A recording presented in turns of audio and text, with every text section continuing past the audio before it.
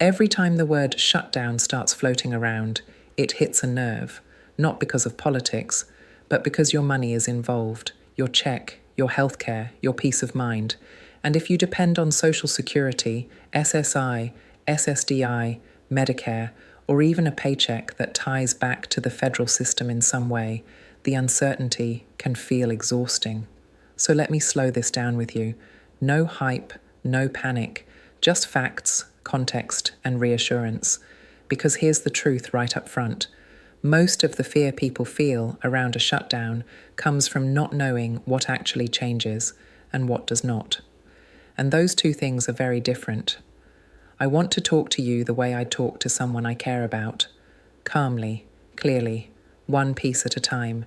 This month matters emotionally because a lot is happening all at once. You've probably noticed it already. Prices still feel high. Groceries cost more than they used to. Utilities didn't go down. And even when your benefit increases, it doesn't always feel like a real increase. On top of that, headlines start warning about a possible government shutdown. Then social media fills in the gaps with rumours, and suddenly people are asking the same anxious question. Is my Social Security check safe? Will my SSI payment be late? What about SSDI? What about Medicare? What about my paycheck if I still work or if my spouse does? These are fair questions. You're not overreacting for asking them. You're being responsible. So let's start with the most important reassurance. Social Security benefits do not stop during a government shutdown. That includes retirement benefits, SSI, SSDI, survivor benefits. Those payments are funded differently than many other government programs. They do not rely on the annual budget process in the same way. In plain terms, your monthly Social Security check does not get turned off because Congress can't agree on a budget. If you are already receiving benefits and nothing else about your eligibility has changed, those payments continue on schedule. Now let me be careful here because this is where people get tripped up.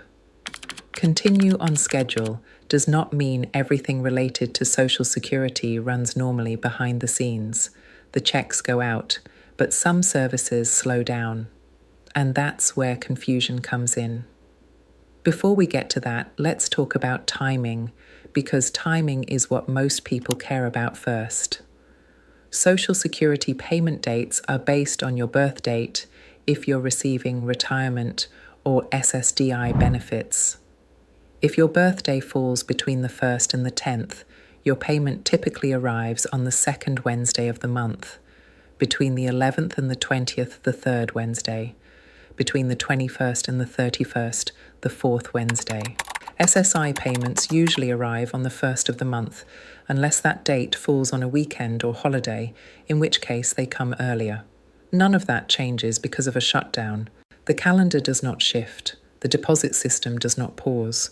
If your payment is scheduled for a certain Wednesday, that Wednesday still matters. Now, here's where people start worrying about paychecks. If you still work for the federal government, or your spouse does, a shutdown can affect paychecks. Some federal employees are considered essential. Others are furloughed. Essential workers may still work, but experience delayed pay. Furloughed workers may not work and may not receive pay until the shutdown ends. This is stressful. There's no sugarcoating that. But even in those cases, past shutdowns have almost always resulted in back pay once funding is restored. That doesn't help in the moment. I know that. But it matters when people start fearing permanent loss. Now let's talk about what does change during a shutdown, because honesty builds trust. While benefits continue, Social Security Administration offices may operate with reduced staff. That means things like processing new applications, handling appeals, responding to complex benefit changes, correcting errors, updating records. Those things can slow down. So if you are already receiving benefits and nothing needs to be changed, you're in the strongest position. But if you are applying for benefits, appealing a decision, or trying to resolve an issue, patience may be required. That's not fear. That's preparation. It doesn't mean your case disappears. It means timelines stretch. Now let's talk about Medicare, because this one causes a lot of unnecessary panic. Medicare coverage does not stop during a shutdown. Your Part A coverage stays, your Part B stays, your Advantage or Part D plan stays. Doctor visits don't suddenly become invalid. Hospitals don't shut you out. Prescriptions don't stop being covered. Medicare is funded through trust funds and premiums, not the same short-term budget mechanism. What can slow down are administrative functions, enrollment changes, appeals, some customer service operations. But coverage itself continues, and this is important to hear, especially if you're dealing with ongoing medical needs. Now let's address something people feel but don't always say out loud. Even when payments continue, uncertainty still hurts. Because you budget around predictability, you plan groceries, rent or mortgage, utilities, gas, medications. And when headlines start using words like shutdown, your nervous system reacts before your logic does. That's human. So let me help bridge that emotional gap with facts. If you receive Social Security retirement benefits of, say, $1,850 per month, that amount doesn't suddenly change because of a shutdown. If you receive SSI of around $943 as an individual, that amount doesn't disappear. If you receive SSDI, your benefit continues under the same eligibility rules. COLA adjustments don't reverse. Taxes don't suddenly increase because of a shutdown. Medicare premiums don't spike overnight. There is no gotcha hidden in the word shutdown for existing beneficiaries. Where people get hurt is by reacting to rumors. For example, you might see someone say, "They're delaying checks." What they often mean is delays in processing something new, not stopping payments already scheduled. Another rumor is that banks might hold deposits. Banks release Social Security deposits when they receive them from the Treasury. They don't arbitrarily hold them because of a shutdown. If your deposit has ever come early due to a weekend or holiday, that's a calendar issue, not a shutdown issue. Now let's talk about the expectation gap, because this is subtle but important. You might hear that benefits are protected and still feel disappointed when your account doesn't feel any fuller. That's not because benefits stopped, it's because costs didn't stop rising. For example, let's say your Social Security benefit increased by 3.2% due to COLA. On paper, that sounds helpful, but if your Medicare Part B premium went up, your prescription costs rose, and groceries increased faster than your benefit, the net effect feels smaller. That disconnect creates anxiety, especially during uncertain political moments. So when people talk about a shutdown hurting seniors, what they're often really talking about is stress compounding existing financial pressure, not a sudden loss of benefits. And that distinction matters. Now let me address who benefits and who doesn't during a shutdown. If you are already receiving Social Security, SSI or SSDI, you benefit from stability. Your checks continue. If you are applying for benefits, you may face delays. If you are waiting on an appeal decision, you may wait longer. If you work in a federal role tied to budget funding, your paycheck timing may change temporarily. If you rely on non-essential government services, those may pause. But no one loses earned Social Security benefits because of a shutdown. That's not how the system works, and it's important to say that clearly because fear thrives in vagueness. Let me give you a real-world example. Simple math. Imagine two households. Household A receives $2,500 per month in Social Security retirement benefits. Household B is still working part-time and receives a federal paycheck of $1,200 every 2 weeks. During a shutdown, Household A's Social Security deposit arrives as usual. Household B's paycheck may be delayed until funding resumes. Household B may later receive back pay. Household A is unaffected in terms of income timing. That doesn't mean Household A doesn't feel stress, but it explains why shutdowns hit people differently. Now, what should you actually watch for? not rumours, not dramatic headlines. Watch your bank account on your normal deposit date. If it arrives, that's confirmation. If there's ever a delay unrelated to a shutdown, such as a banking issue or identity verification, the Social Security Administration communicates that.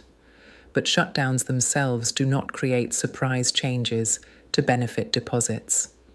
If you're enrolled in direct deposit, that remains the safest and fastest method. Paper checks, as always, carry more risk of postal delays, but that's not new.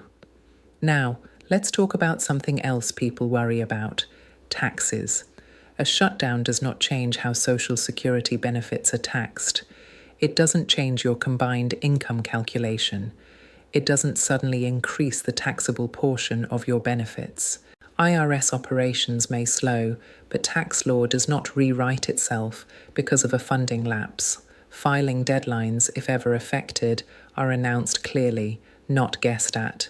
Medicare premiums, including Part B, are set based on prior determinations.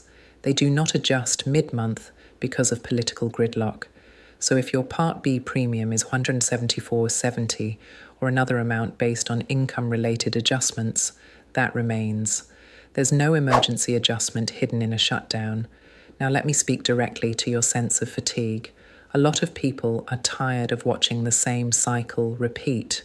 Budget deadlines, threats, shutdowns, temporary fixes, and each time it feels like your stability is being used as leverage. That frustration is valid, but it's also important to protect your peace by separating noise from reality.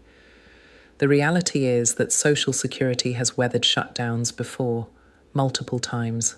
Benefits continued, Medicare continued. People adapted. That doesn't mean the system is perfect. It means it's more resilient than headlines make it sound. So if you're sitting there wondering whether you should be doing something right now, here's my calm answer.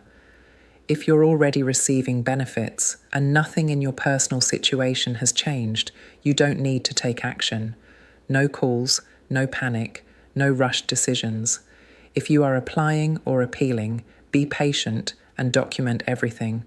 If you're working and affected by paycheck delays, plan conservatively and use official agency guidance. If you see a claim that sounds alarming, ask one simple question. Is this about existing payments or about administrative delays?